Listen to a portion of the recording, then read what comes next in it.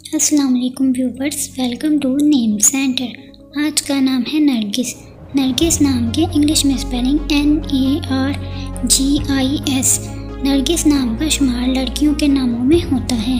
नरगिस नाम का मतलब एक नाम का फूल और आँख की मानिंद एक फूल है। नरगिस नाम में 4 हरूफ और एक लफ्ज़ है। नरगिस नाम की इब्तिदाई तारीख फ़ारसी ज़ुबान से निकलती है। नरगिस नाम का मतलब मुस्लिम और नरगिस नाम के अफराद के लिए खुशकिस्मत नंबर 6 माना जाता है।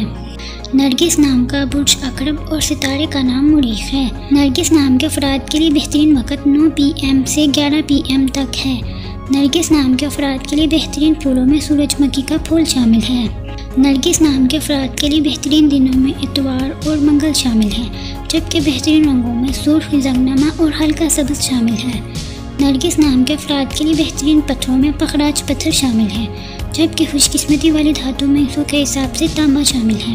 आपको वीडियो कैसी लगी कमेंट बॉक्स में ज़रूर बताएं और अपने नाम का मतलब जानने के लिए कमेंट बॉक्स में कमेंट करें। वीडियो को लाइक करें, शेयर करें और अगर आपने चैनल को सब्सक्राइब नहीं किया तो चैनल को सब्सक्राइब करें। तो फिर मिलते हैं किसी और वीडियो में, तब तक के लिए अल्लाह हाफिज़। Thanks for watching.